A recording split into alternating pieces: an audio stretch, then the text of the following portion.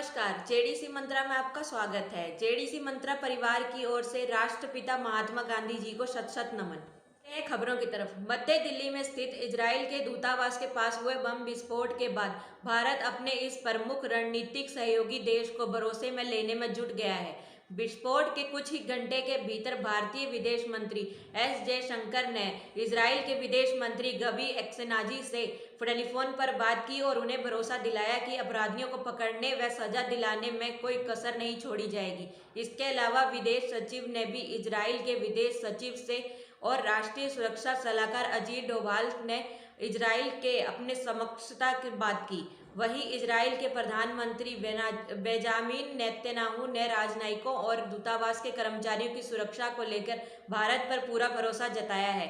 समाचार agency PTI ने अधिकारियों के हवाले से बताया है कि घटना के बाद नेतन्याहू ने कहा कि इजराइल को पूरा भरोसा है कि भारतीय अधिकारी घटना की मुमकिन जांच करेंगे, साथ ही दूतावास में इजरायली लोगों की सुरक्षा सुनिश्चित करेंगे।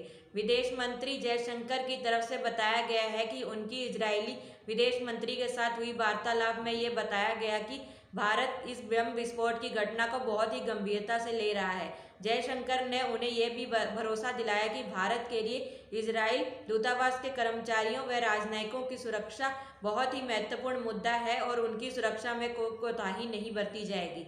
मामले की जांच की जा रही है और अपराधियों को जल्द से जल्द पकड़ने में कोई कसर नहीं छोड़ी जाएगी। भारत के राष्ट्रीय सुरक्षा सलाहकार एनएसए अजीत डोभाल ने भी अपने इजरायली समकक्ष मीर बेन शाबात के साथ बातचीत की। डोभाल ने बेन शाबात को मौजूदा हालत के बारे में अवगत कराया और मामले की छानबीन की बात कही। अधिकारियों का कहना है कि दोनों ही देश इस घटना को लेकर एक दूसरे के संपर्क में हैं और हर तरह के सहयोग को लेकर सहमत हैं। कुछ देर बाद इजराइल के विदेश मंत्री एक्सेनाजी ने जयशंकर के टेलीफोन करने पर उन्हें धन्यवाद देते हुए ये जानकारी साझा की। उन्होंने भारत की जांच को हर संभव मदद करने का भरोसा दिलाया है। दरअसल एक दशक में भारत व इजराइल के रिश्तों में बहुत प्रगाढ़ता आई है। खास तौर पर दोनों देशों के प्रधानमंत्री नरेंद्र मोदी और बेंजामिन नेतन्याहू ने रिश्तों को प्रगाढ़ बनाने में व्यक्तिगत रुचि दिखाई है। भारत इस तथ्य को समझता है कि इजराइल पूरी दुनिया में अपने किसी भी ठिकाने पर बहुत हमले को बेहद गंभीरता से लेता है। समाचार एजेंसी पीटीआई के मुताबिक दिल्ली पुलिस ने केंद्रीय गृह मंत्री अमित शाह को बम विस्फोट के बाद के हालात की पूरी जानकारी दी है। अधिकारियों ने बताया कि घटना के बाद शाह दिल्ली पुलिस के शीर्ष अधिकारियों से लगातार संपर्क में है और स्थिति पर नजर रख रहे हैं। शाह ने पुलिस के जांच के लिए जरूरी कदम उठाने और जल्द से जल्द दोषियों को गिरफ्तार करने का निर्देश दिया है। वहीं दिल्ली स्थित इजराइल दूतावास के पास धमाके के बाद सुरक्षा एजेंसियां अलर्ट हो गई हैं। सभी हवाई अड्डों, महत्वपूर्ण प्रतिष्ठानों व सरकारी भवनों के लिए भी अलर्ट जारी किया गया है। इस धमाके का असर दिल्ली समेत दूसरे राज्यों में भी देखने को मिल रहा है। अयोध्या समेत पूरे उत्तर प्रदेश में अलर्ट जारी किया गया है। महाकुंभ को देखते हुए हरिद्वार में अलर्ट जारी किया गया है। एसएसपी हरिद्वार के मुताबिक पुलिस बल चेकिंग कर रहे हैं क्योंकि यहां महाकुंभ का आयोजन भी होना है। ऐसे में हरिद्वार को हाई अलर्ट पर रखा गया है। बढ़ते हैं अगली खबर की तरफ। संयुक्त किसान मोर्चा के नेता दर्शन पाल सिंह ने कहा है कि आने वाले दिनों में पंजाब, हरियाणा, उत्तर प्रदेश और राजस्थान से सभी भारी संख्या में किसान प्रदर्शन में हिस्सा लेंगे। संयुक्त किसान मोर्चा के नेतृत्व में ही किसान दिल्ली की सीमाओं पर प्रदर्शन कर रहे हैं। 3 नए कृषि कानूनों के खिलाफ किसानों का आंदोलन लगातार जारी है। वहीं सिंधु बॉर्डर पर प्रदर्शन स्थल पर स्थानीय लोग पहुंच गए और प्रदर्शनकारियों का विरोध करने लगे। इस दौरान झड़प हो गई। इस झड़प में दिल्ली पुलिस के एसएचओ समेत कई घायल हो गए। इस मामले में दिल्ली पुलिस ने 44 लोगों को गिरफ्तार किया है। इन सबके बीच शनिवार को किसान दावना दिवस के रूप में मना रहे हैं। किसान संगठनों के नेताओं ने कहा कि केंद्र के नए कृषि कानूनों का विरोध कर रहे किसान आज 30 जनवरी को महात्मा गांधी की पुण्यतिथि पर दिन भर का उपवास रखेंगे। किसान नेताओं ने दिल्ली के सिंधु बॉर्डर पर प्रेस कॉन्फ्रेंस में बीजेपी को निशाने पर लेते हुए कहा कि कृषि कानूनों के खिलाफ शांतिपूर्ण आंदोलन को बर्बाद करने का प्रयास किया जा रहा है। किसान नेता युद्धवीर सिंह ने कहा, बीजेपी से तिरंगे के सम्मान को लेकर भाषण की आवश्यकता नहीं है। अधिकतर किसानों के बच्चे सीमाओं पर लड़ रहे हैं। किसान नेता दर्शन पाल ने कहा कि मैं सरकार के सभी प्रदर्शन स्थलों पर इंटरनेट सेवा बहाल करने का अनुरोध करता हूं, वरना हम इसका भी विरोध करेंगे। बढ़ते हैं अगली खबर की तरफ। कोरोना वायरस के कारण लोगों की जिंदगी में कई बदलाव आए हैं। काफी कुछ नया भी देखने को मिला है। रहन सहन से लेकर बच्चों की पढ़ाई लिखाई तक में परिवर्तन आया है। इसी कड़ी में एक छात्र ने ऑनलाइन क्लास के दौरान जो किया उससे सब हैरान रह गए। इतना ही नहीं, सोशल मीडिया पर लोग उसे अब जीनियस कहकर बुला रहे हैं। आइए जानते हैं क्या है पूरा मामला। दरअसल कोरोना काल में ऑनलाइन का प्रचलन काफी बढ़ गया है। दुनिया भर में बच्चे ऑनलाइन क्लास रहे हैं।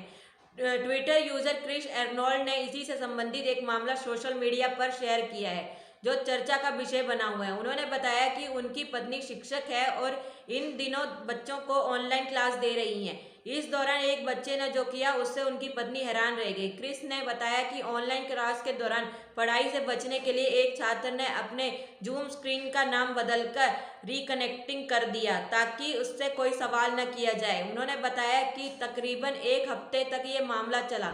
क्रिस ने बताया कि पहले तो उनकी पत्नी को लगा कि स्क्रीन में कुछ गड़बड़ है, लेकिन सच्चाई सामने आई तो वह हैरान रह गई।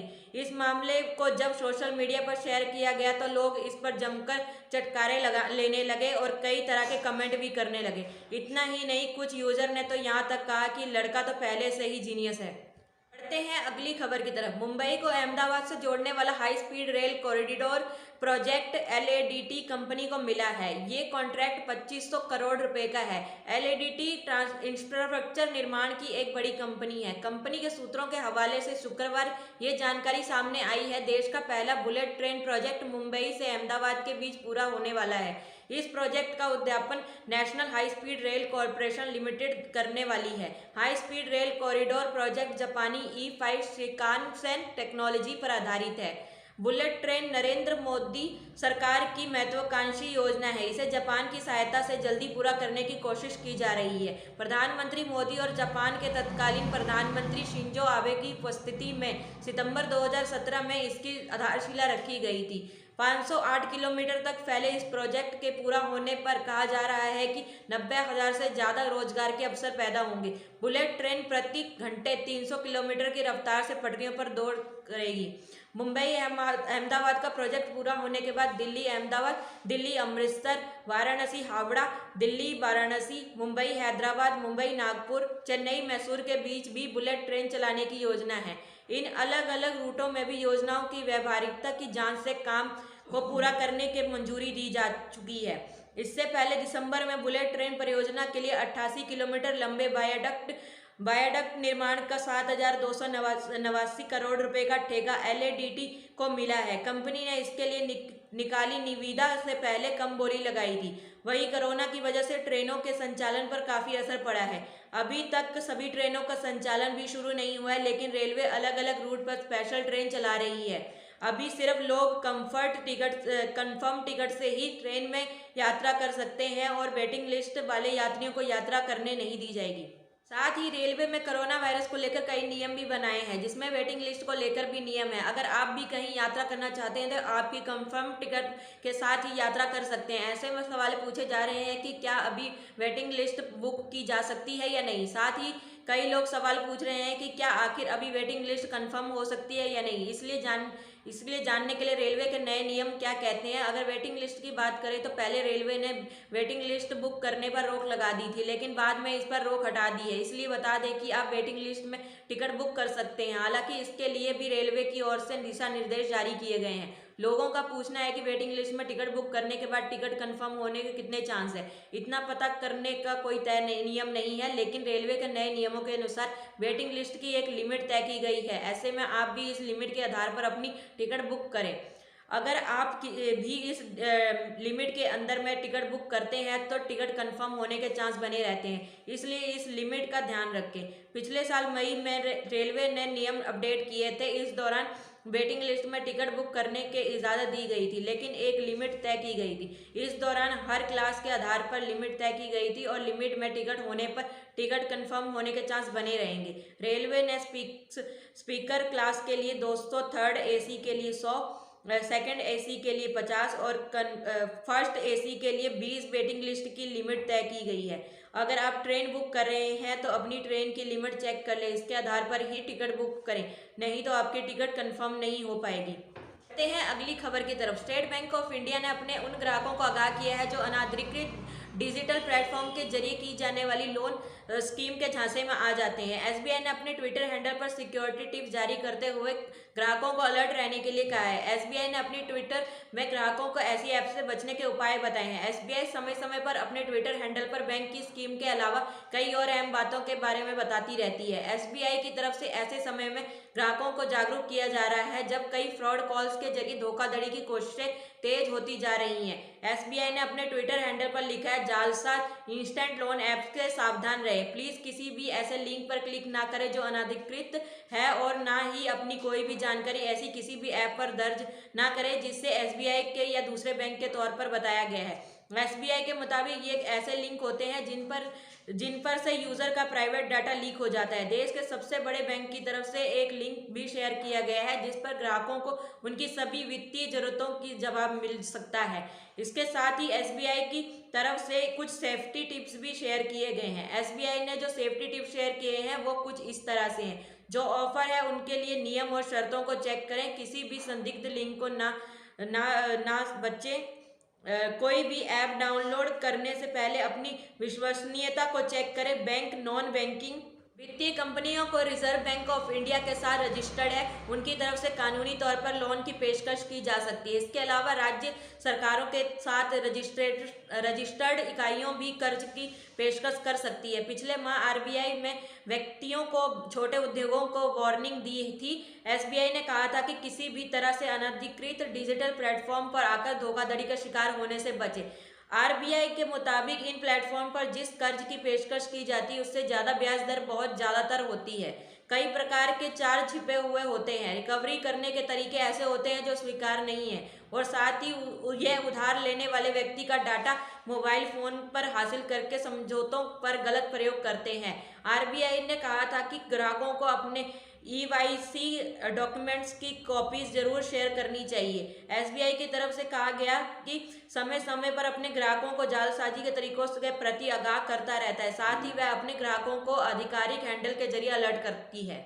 बढ़ते हैं अगली खबर की तरफ। कोविड-19 को लेकर एक नई स्टडी ने दावा किया है कि ये पुरुष में स्पर्म क्वालिटी को डैमेज और प्रजनन क्षमता को कम कर सकता है। हालांकि स्टडी पर कमेंट करने वाले दूसरे विशेषज्ञ ने इस पर और अधिक रिसर्च की जरूरत बताई है। कोविड-19 मरीजों पर की गई नई स्टडी के मामले सामने आया है कि कोविड-19 पुरुषों में स्पर्म क्वालिटी को डैमेज और प्रजनन क्षमता को कम कर सकता है। दुनिया भर में लगभग 22 लोगों की जान लेने वाली ये virus disease sperm cell death, सूजन और तथाकथित ऑक्सीडेंटेड तनाव का कारण बन सकती है। जर्नल डी प्रोडक्ट्स में प्रकाशित रिपोर्ट संशोधनकर्ता ने इसका दावा किया है। स्टडी में दावा किया गया है कि पहली बार डायरेक्ट एक्सपेरिमेंटल एविडेंस बताते हैं कि मेल रिप्रोडक्टिव सिस्टम कोविड-19 से डैमेज हो सकता है। हालांकि रिसर्च पर कमेंट करने वाले दूसरे विशेषज्ञों ने कहा है कि पुरुषों में प्रजनन क्षमता से कंप्रोमाइज करने की वायरस की क्षमता अप्रमाणित है। कोविड रोग फेफड़ों, गुर्दे, आंतों और हृदय पर अटैक करता है। पहले की स्टडीज में बताया गया है कि ये पुरुष प्रजनन अंगों को भी संक्रमित कर सकता है, शुक्राणु कोशिका के विकास को बाधित कर सकता है और प्रजनन हार्मोन को बाधित कर सकता है। फेफड़े के ऊतकों तक पहुंचने के लिए वायरस के इस्तेमाल किए जाने वाले समान रिसेप्टर्स अंडकोश से भी पाए जाते हैं, लेकिन पुरुषों में प्रजनन करने की क्षमता पर वायरस का प्रभाव क्लियर नहीं रहा। जर्मनी के जस्टस लिबिंग विश्वविद्यालय के बेहजाद मलिकी और बख्तियार टार्टिबियन ने जैविक मार्करों की खोज की जो प्रजनन क्षमता पर नकारात्मक प्रभाव का संकेत दे सकते हैं। कोविड-19 संक्रमित 84 पुरुषों में 60 दिन तक 10 दिन के अंतराल पर किए गए विश्लेषण की तुलना 105 स्वस्थ पुरुषों के डेटा से की गई थी। कोविड-19 रोगियों में स्पर्म सेल्स ने सूजन और ऑक्सीडेटिव स्ट्रेस के मार्करों में एक महत्वपूर्ण वृद्धि दिखी। एक केमिकल इम्बैलेंस जो शरीर में डीएनए और प्रोटीन को नुकसान पहुंचा सकता है। मालिकी ने एक बयान में कहा, शुक्राणु कोशिकाओं पर ये प्रभाव कम शुक्राणु की गुणवत्ता और कम प्रजनन क्षमता से जुड़े हैं। हालांकि ये प्रभाव समय के साथ बेहतर होते गए। कोविड-19 रोगियों में महत्वपूर्ण और असामान्य रूप से अधिक बने रहे। मालेकी ने कहा, पुरुष प्रजनन प्रणाली को कोविड-19 संक्रमण का एक संवेदनशील रूट माना जाना चाहिए और विश्व स्वास्थ्य संगठन की ओर से हाई रिस्क वाला ऑर्गन घोषित किया जाना चाहिए। वहीं दूसरी तरफ इस अध्ययन में शामिल नहीं रहे विशेषज्ञों ने रिसर्च का स्वागत किया, लेकिन कहा कि जल्द निष्कर्ष निकालने से पहले अधिक रिसर्च की आवश्यकता थी। आभार। Daily Hunt, daily home. धन्यवाद। जेडीसी मंत्रा।